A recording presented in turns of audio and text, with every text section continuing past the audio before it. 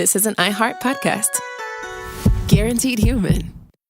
Brought to you by the Spam brand. I'm about to drop some sizzling hot knowledge, everybody. Did you know there's a blue can loved around the world with festivals dedicated to it? That's right, it's Spam Classic. The cultural icon went from fueling the world in the 1930s to earning its own museum. And today there are 12 mouth-watering varieties like teriyaki and Korean barbecue flavored, plus the original Spam Classic, ready to fry up in your favorite dish. Fans everywhere, keep sizzling it up, breakfast, lunch, and dinner. Spam brand, sizzle pork, and Learn more at spam.com. Hey, and welcome to the Short Stuff. I'm Josh, there's Chuck. We're the Banana Splits, and this is Short Stuff. Let's go. I thought you were going to say, we're bananas for banana flavoring. I should have. I think we should retake this whole thing, frankly. Nah, yours is better.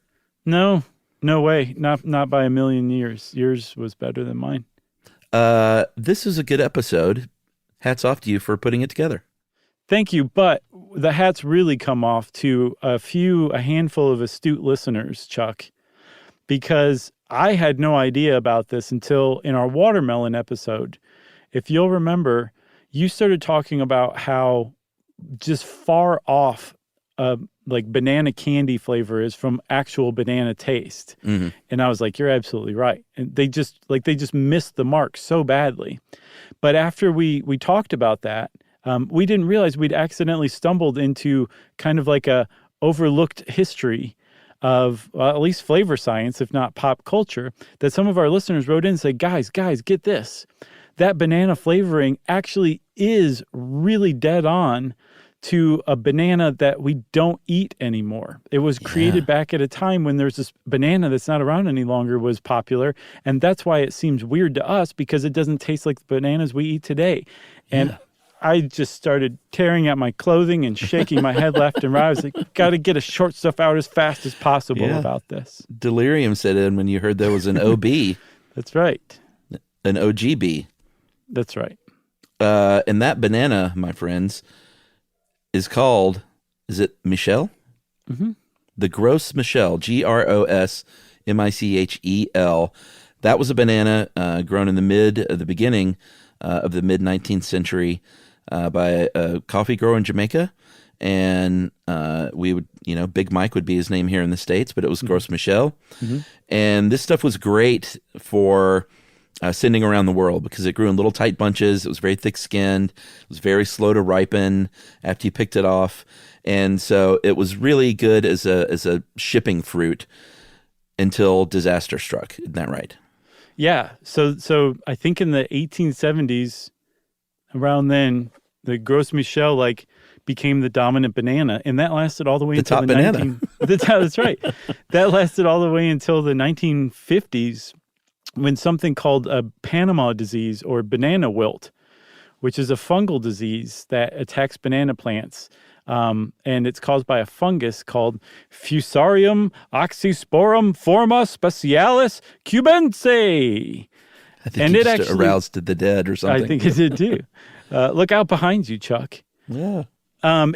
This particular soil-dwelling fungus really munches down on banana crops. And so after 70 years of market dominance, the Gros Michel went basically extinct in less than a decade because this banana wilt just took a hold and spread through the banana crops like wildfire. Yeah, which is a problem when you have a monoculture, when you have all these identical, essentially, plants, and you have a fungus that attacks it. You're going to have no more bananas or any sort of monoculture. Yep. So, like you said, within 10 years, it's gone. It went from the OB to the no-B. And everyone said, we got to get a new banana. We invented the Cavendish, and that's what we eat today. It's another monoculture, so if something else comes along, that's trouble. But the Cavendish is resistant to Panama disease, and so far, so good. The Cavendish is doing pretty well. Yes, but they've identified a couple of diseases the Cavendish is not resistant to. So if those diseases ever took hold, we'd have the same problem all over again. So the banana growing industry does not learn lessons very well. And that Cavendish is, if you are eating a banana today, basically anywhere in the world, there's genuinely a 99% chance that banana is a Cavendish. because not only is the Cavendish the most widely grown variety that supplies the world's bananas, the Cavendishes that are grown are actually clones of one another, because it's really, really hard to get a banana to get sexy with another banana. Sure. So they use clones. They take rhizomes from one plant, plant that, grow another plant, and so those plants are clones of one another, meaning they're not very genetically dissimilar. They're pretty much identical. And that means that if you have a disease that can take out one of those plants, it can take out all of those plants. And so the Cavendish, like you said, is in the same position that the Gros Michel is. We've just lucked out by it not happening yet. That's right. So the top banana is gone. Second banana is now dominant. And I think that's time for a break before I think of another bad pun. And we'll be right back. Well, now, when you're on the road, driving in your truck, why not learn a thing or two from Josh and Chuck? It's stuff you should know. Stuff you should know. All right. This is Jody Sweeten. And this is Andrea Barber from How Rude Tanneritos. Chewy has over 100,000 products. Food, treats, toys, beds, and everything ships fast. And it's not just for dogs. Cats, birds, fish, reptiles. I mean, they got everybody covered. Plus, prescriptions, pet insurance, and telehealth vet visits. And vet clinics are rolling out now, which I love. So many great things. And if your pet doesn't love something, return it within a year. For life with pets, the answer is Chewy. Save $20 on your first order with free shipping at chewpanions.chewy.com/howrude.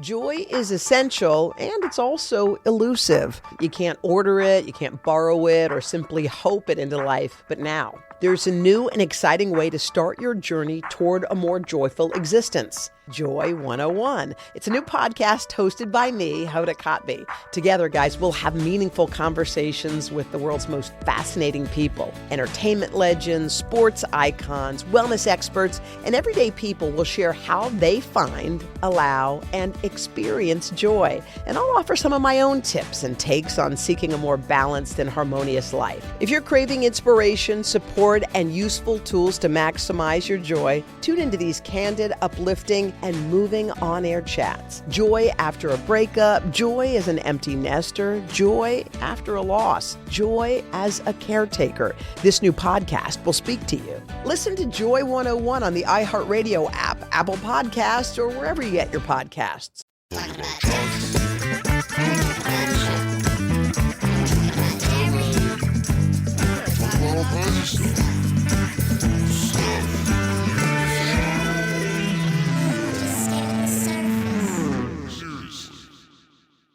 Alrighty, so now we're at the part where we talk about banana candy and everything from now and laters.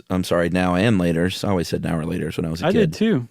Now and laters, which is really, that's a huge sea change now that I think about it. Yeah, because they're saying like, Have you them start at every chewing time them now, and you're going to be chewing them later still too, because they don't go away very fast.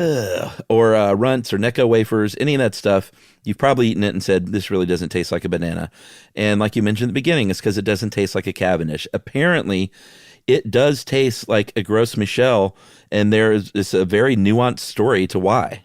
Yeah, because what the gist of the story, the legend as it goes, is that they created this banana flavoring to mimic the dominant banana at the time, the Gros Michel. The Gros Michel went extinct, but this banana flavoring carried on. And so to those of us alive today who've never had a Gros Michel, it seems weird and foreign.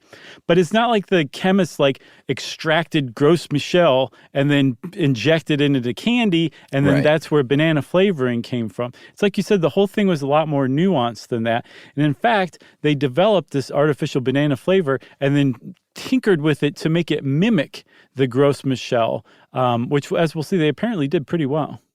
Yeah, so there was believe it or not, there's a banana flavoring researcher, I think just general researcher, but an author named Nadia Rubinstein, who did a lot of research on this story, and traced the development of the banana flavoring back to 1912 by these New Jersey chemists, I guess the Fritz brothers.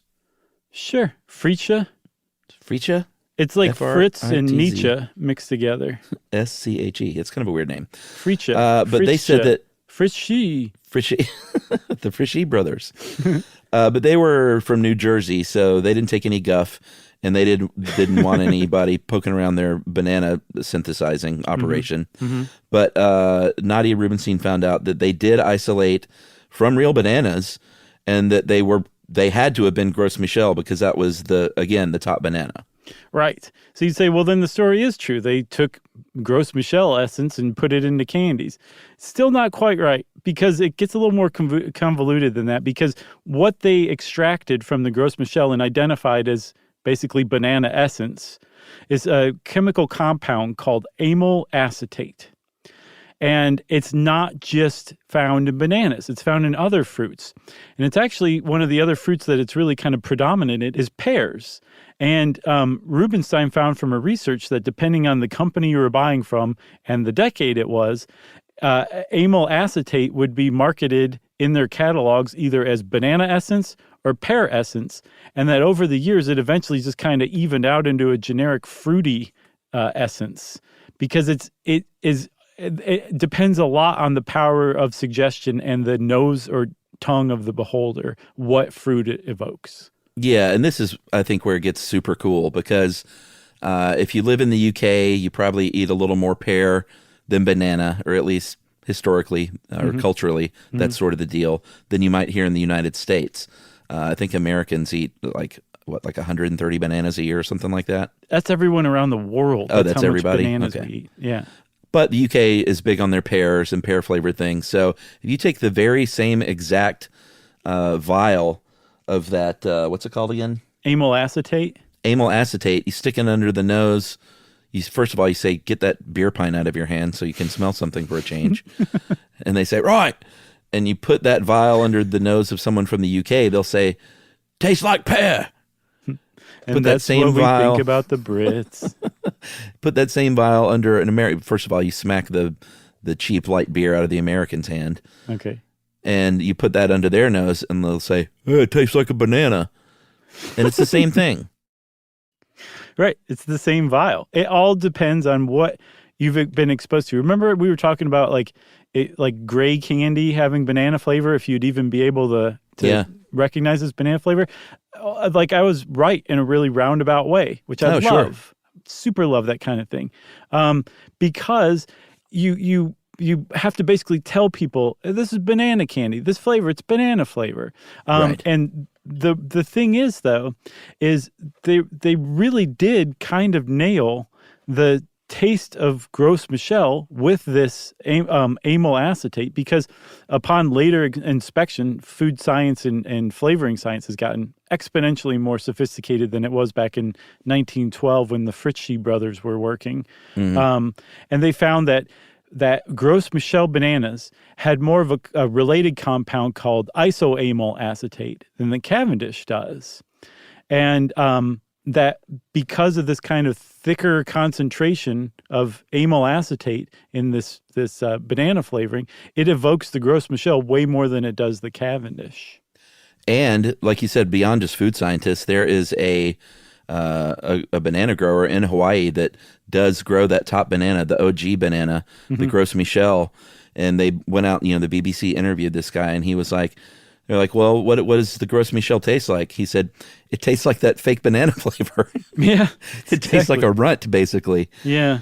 And he said, when I first tasted it, it made me think of banana flavoring. So I want to get my hands on one of those Gros Michels. I want to go to Hawaii and check this thing out.